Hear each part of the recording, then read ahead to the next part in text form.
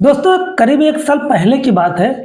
एक लड़का एक कार्यक्रम में गया हुआ था एक गाँव के। और उस कार्यक्रम में वो एक लड़की को देखता है और देखते ही वो एकदम उस लड़की को पसंद कर लेता है।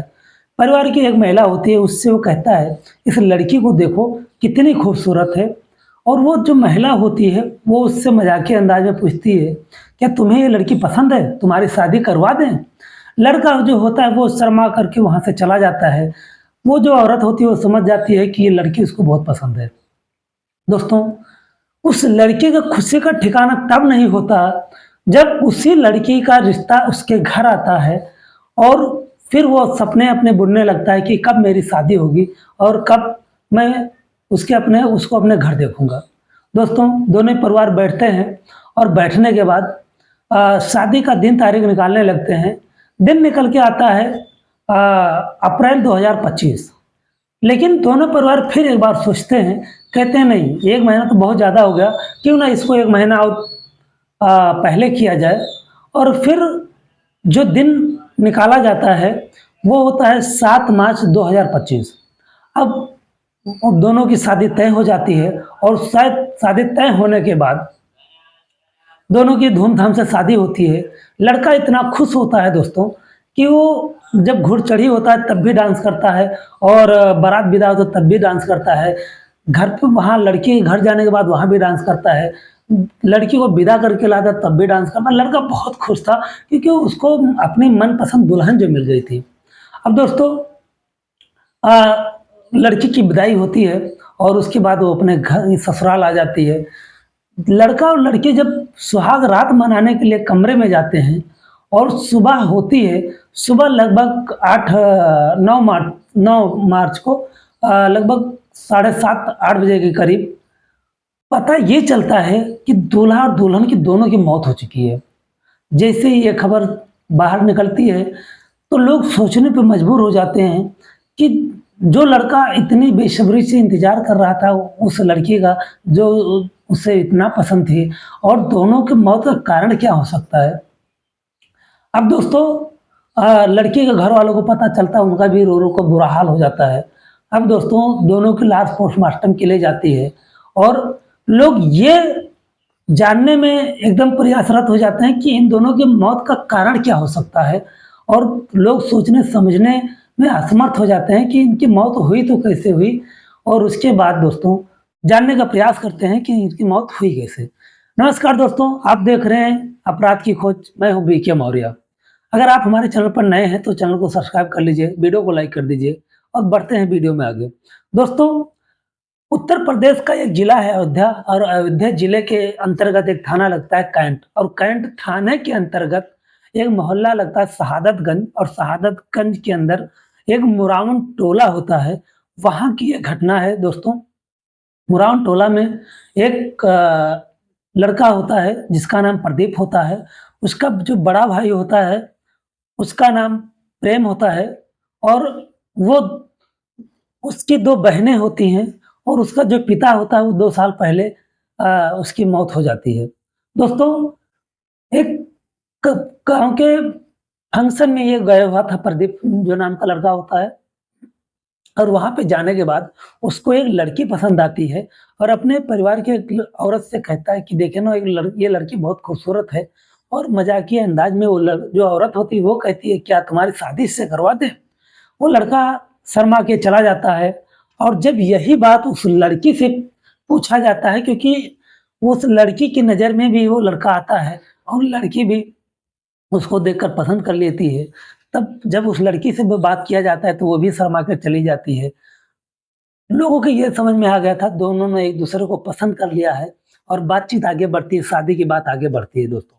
उसके बाद दोस्तों दोनों की धूमधाम से शादी होती है, और शादी होने के बाद जब बारात वहाँ से विदा होकर के आती है दोस्तों, दूसरे दिन तो फिर लगभग दोपहर के बाद दुल्हन आती है, यानी शहादतगंज में।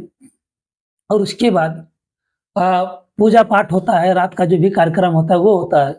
अब 9 तारीख के दिन मतलब लगभग वो रिसेप्शन होता है, जो बहू भोज कहते हैं हमारे यहाँ पे, तो वो होता है। उससे पहले जो 8 तारीख की रात होती है, लगभग 11 से 12 बजे रात तक जो पूजा पाठ होता है वो चलता है। वो चलने के बाद दोस्तों दोनों को कमरे में भेजा जाता है कि आज तुम जाके सुहाग रात मना सकते हो, और दोनों लगभग 12 बजे के बाद दोनों कमरे में जाते हैं। और कमरे में जाने से पहले जो लड़का होता है यानी प्रदीप जो होता है, वो अपनी ही मोबाइल से अपने दूसरे मोबाइल पर एक मैसेज भेजता है लड़की को लेकर के प्रैंक करने के लिए कि देखता हूँ इसका रिएक्शन क्या आता है। लेकिन किसको पता था या उसी को क्या पता था कि इस रिएक्शन का जो परिणाम है बहुत ही गंभीर होगा।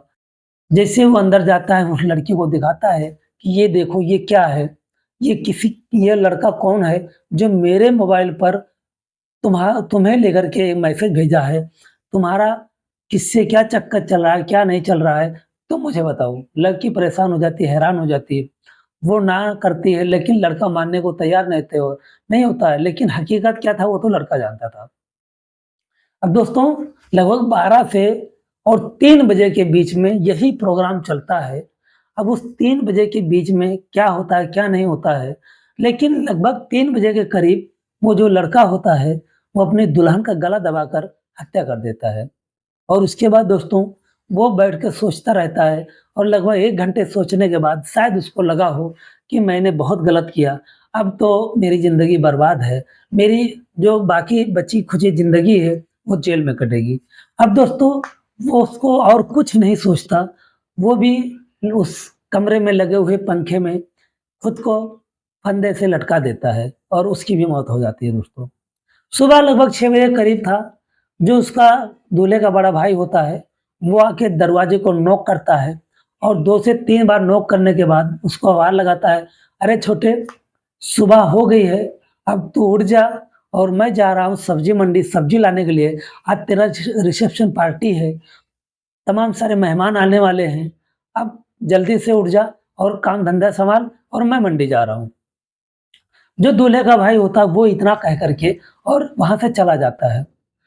अब 6 बजे वो चला जाता है, 6 से 7 बज जाती हैं।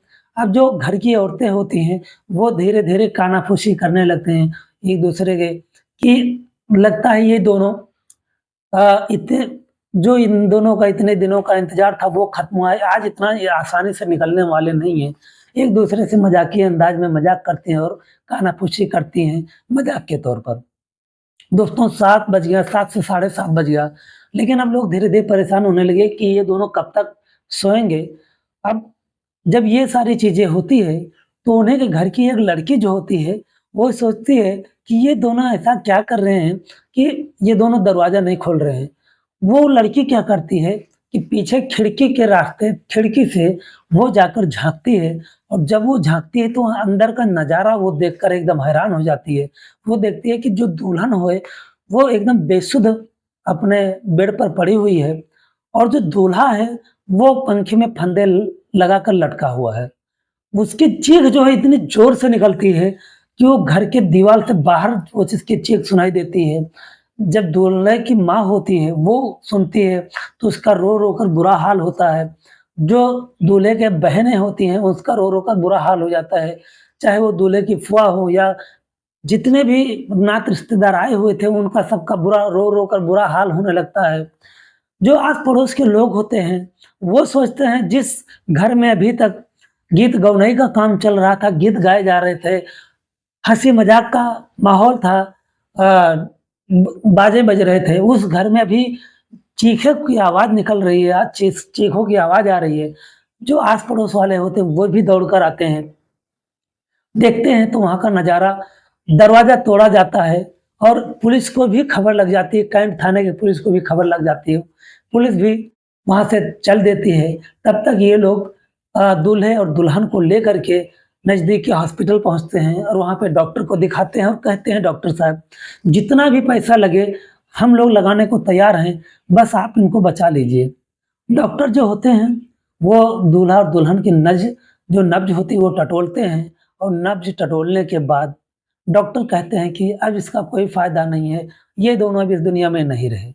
अब ऐसा लग रहा था कि लोगों के पैरों तले से ज़मीन निकल गई है दोस्तों।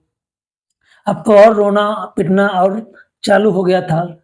और लड़की के घर वालों को भी फिर खबर दी जाती है, लड़की के घर वाले भी आते हैं, उनका भी रो-रो कर बुरा हाल होता है दोस्तों।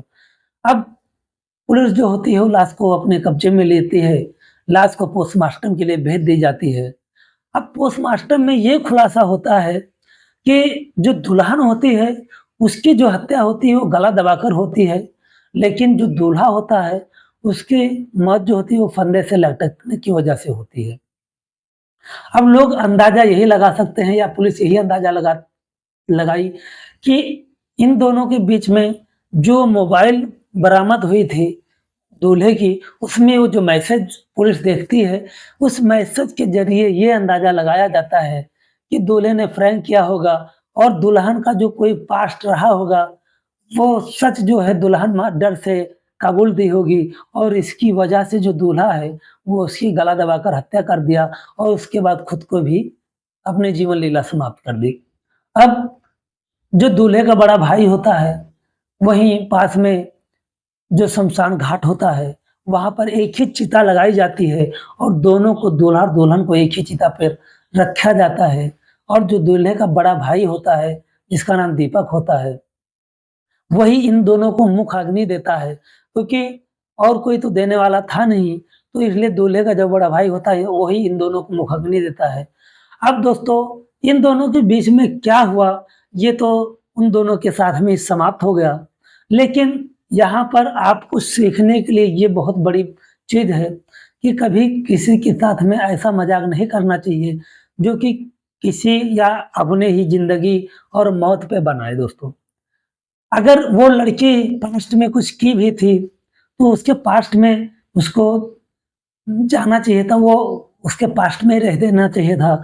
लड़की को उसके पास्ट में नहीं जाना चाहिए था और उसको प्रेशराइज़ करके उसके पास्ट के बारे में जानने का इच्छा भी नहीं करना चाहिए था। लड़की ने जो किया वो गलत किया, लेकिन उससे भी बड़ा गलत ये किया कि वो लड़की को मार दिया और उसके साथ में खुद को भी खत्म कर लिया। अगर उसके पास्ट के बारे में जान भी गया था, तो उसको एक सुधरने का मौका देना चाहिए, क्योंकि लड़की भी उससे बहुत प्यार करती थी। शायद उन दोनों की ज़िंदगी बहुत बेहतर हो सकती थी और उन दोनों के बीच में फिर कोई और नहीं होता, लेकिन लड़के ने ये बात को नहीं समझा और उस लड़की को मार देता है और खुद को भी समाप्त कर लेता है। दोस्तों, इस कहानी को सुनाने का मकसद किसी के दिल को दुखाना नहीं, किसी के भावनाओं को ठेस पहुँचाना नहीं, बस आपको जागरूक और सतर्क करना था ताकि आप ऐसी गलती ना करें, आपके परिवार में ऐसा कोई गलत कदम ना उठाए।